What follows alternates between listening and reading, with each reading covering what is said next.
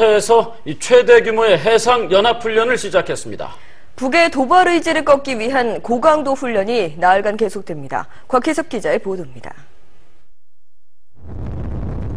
세계 최강의 전투력을 자랑하는 핵항공모함 조지 워싱턴호와 미사일 순양함 카우펜스, 이지스 구축함 샤일로 등 미 제7함대의 핵심 전력이 서해에 총출동했습니다. 하늘에서는 고성능 지상 감시 정찰기 조인트 스타즈가 북한 해안포와 지상포 움직임을 한치의 오차 없이 감시합니다. 우리 군도 최신 이지스 구축함 세종대왕 등 군함 6척과 대잠 항공기 2대 등을 투입했습니다. 다음 달 1일까지 24시간 고강도로 진행되는 해상 최대 규모의 연합훈련. 군산 서쪽 어청도 이남에서 주로 실시되지만 작전 반경은 1000km나 됩니다. 오늘은 우선 한미 전력이 만나 훈련 해역으로 이동했고 이동 과정에 해상 경비 훈련도 실시했습니다. 미측 조지 워싱턴함과 세종대왕함 등 한측 전력과 상봉하여 통신망 점검, 연락단 교환 등을 실시했습니다. 본격적인 전술훈련은 내일부터 시작됩니다. 북한 함정들이 서해 NLL을 무단 침범하는 경우를 가정해 대공 방어와 강습훈련, 해상 자유공방전, 잠수함 탐지 방어훈련 등 고난도 정밀 전술훈련이 실시됩니다. 한미양국은 이번 훈련을 통해 북한의 추가 도발에 대비한 대응태세를 한층 더 강화하고 한미동맹의 결의를 과시할 계획입니다. KBS 뉴스 곽기섭입니다. 미국의 핵항공모함 조지 워싱턴함은 지난 24일 일본 요코스카에서 발진했습니다. 이렇게 항진해서 나흘 만인 오늘 서해 작전지역에 도착했습니다. 이번 훈련구역을 보실 텐데요. 바로 여기 이 빨간 지역이 훈련 지역입니다. 가장 위쪽이 북위 36도, 그러니까 전북 군산과 거의 같은 높이여서 서해 5도 지역과는 상당한 거리가 있습니다. 이번 훈련의 해상에는 미군의 조지 워싱턴함과 미사일 순양함 그리고 이지스 구축함 등이 자리 잡았고 하늘에는 지난 7월에 이어서 랩터라고 불리는 최첨단 전투기 F-22가 참가하고 있습니다. 공중 조기 경보기와 지상 감시 정찰기도 하늘에서 북한군의 움직임을 낱낱이 감시합니다. 여기에 우리 군에서도 첫 이지스함인 세종대왕함과 한국형 구축함 그리고 잠수함을 잡는 항공기와 헬기까지 투입됐습니다. 한미 두 나라군은 이번에 북한의 도발을 제압하는 훈련을 집중 실시합니다. 북함대가 북방 한계선을 넘어 남침하는 상황을 가정해서 항공모함에서 전투기가 긴급 출격해 적들을 포격하는 이런 실전 같은 훈련이 진행됩니다. 훈련적은 서해 5도보다 훨씬 아래쪽이지만 이 항모 전단의 작전 반경은 1000km가 넘어서 북한 전역과 그리고 중국까지 작전권에 포함됩니다.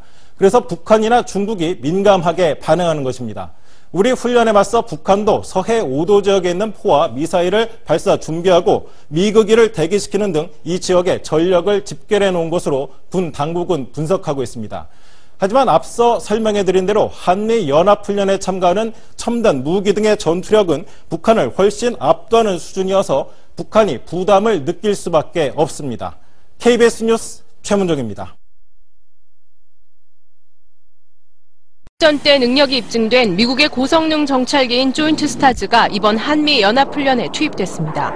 항속거리가 9,270km로 11시간 동안 채공하며 지상 병력과 장비의 움직임을 감시할 수 있습니다. 지상에서 움직이는 차량의 행동 패턴까지 정확히 잡아낼 수 있으며 목표물을 수색해서 공격을 유도하는 지휘 기능도 갖췄습니다.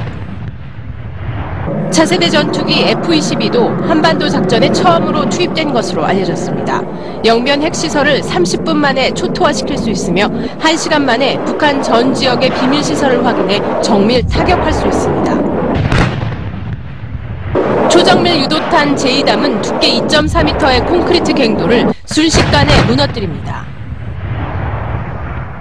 우리 공군의 최신의 전폭기인 F-15K와 KF-16도 이번 한미연합훈련에서 지원 활동을 펼칩니다. 또 장사정포 진지를 무력화하는 데 효과적인 GPS 유도 미사일도 주목됩니다. 항공모함에 탑재되어 있는 최신의 전투기 슈퍼호닛은 열을 감지하는 기능과 야간 투시 기능을 이용할 수 있습니다. 하늘에 떠있는 레이더 기지로 불리는 E2C는 지상의 상황을 탐지 분석하고 지상 전투부대에 대한 지휘 통제도 가능합니다. 기반 기술과 여태까지 개발한 체계를 좀 더 정교하고 그다음에 오차율을 줄이는 그러한 방면으로 집중을 할 예정입니다. 이번 서해 연합훈련은 서해 방어와 관련해 최첨단 무기 체계를 점검하는 계기로도 활용되고 있습니다. KBS 뉴스 홍희정입니다. 우리 군의 첫 번째 이지스함인 세종대왕. 이번 한미연합훈련에서 우리 군의 핵심 전력입니다. 위상 배열 레이더를 통해 반경 1000km 안에 있는 표적 천여 개를 동시에 탐지할 수 있습니다. 지난해 4월에는 동해에 함께 배치된 미국과 일본의 이지스함을 제치고 가장 먼저 북한의 장거리 로켓을 탐지하기도 했습니다. 미군과 실시간으로 전술 정보를 공유할 수 있어 적의 전투기와 함정의 위치는 물론 이들의 공격 징후도 사전에 감지할 수 있습니다. 유효 사거리 20여 킬로미터의 5인치 대공합포와 128개의 미사일 발사대를 갖췄고 20여 개의 표적을 동시에 공격할 수 있습니다. 지난 7월 하와이에서 열린 다국적 해상훈련 민팩에서는 함포 사격 능력이 가장 뛰어난 탑건함에 선정되기도 했습니다. 7km 밖의 표적에 5인치 함포를 5발씩 쏴 다국적 함정 19척 가운데 유일하게 사격 오차의 합이 100m를 넘기지 않았습니다. 이번 한미연합훈련에는 세종대왕함 외에도 수상함 5척과 P3C 초계기 등 대잠 항공기 2대가 참가해 북한의 도발에 대비한 전술을 갈고 닦고 있습니다. KBS 뉴스 김희용입니다. 이번 서해 한미연합훈련의 중심에는 미국의 핵항공모함 조지 워싱턴함이 있죠. 조지 워싱턴함의 역할과 위력을 김승조 기자가 정리했습니다.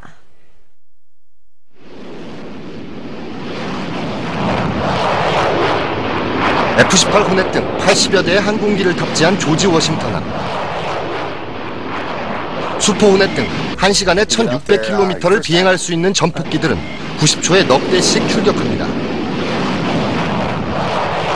낮과 밤을 가리지 않고 하루 150차례 이상 정확하게 목표를 폭격할 수 있습니다. 작전 범위는 통상 500에서 600km 반경이지만 1000km 이상 떨어진 목표도 타격이 가능합니다. 평양은 물론이고 북한 전체, 중국까지도 공격 범위 안에 들어오는 셈입니다. 조지 워싱턴함과 함께 항모전단을 구성하고 있는 이지스함과 미사일 순양함, 구축함 등에는 핵탄두도 장착이 가능한 토마호크 순항미사일 수백 발과 각종 정밀 타격용 유도미사일이 실려 있습니다. 이 때문에 떠있는 작전기지라고 불리우는 조지 워싱턴함은 이번 훈련에 참가하는 그 자체만으로도 위력적입니다. It is basically the instrument of greatest power, whether that be combat power specifically or ability to project power anywhere in the world. 또 조지 워싱턴함의 막강한 정보 자산을 통해 북한의 군사 동향은 물론 핵 관련 시설의 움직임까지 속속들이 파악하면서 실질적으로 한미연합 육해공군의 지휘본부 역할을 하고 있습니다. 특히 대양에서 활동하는 핵항공모함이 이번에 상대적으로 좁은 서해 연안 지역에 들어와 항모전단을 전개한다는 자체가 이례적이고 경고 효과가 있습니다.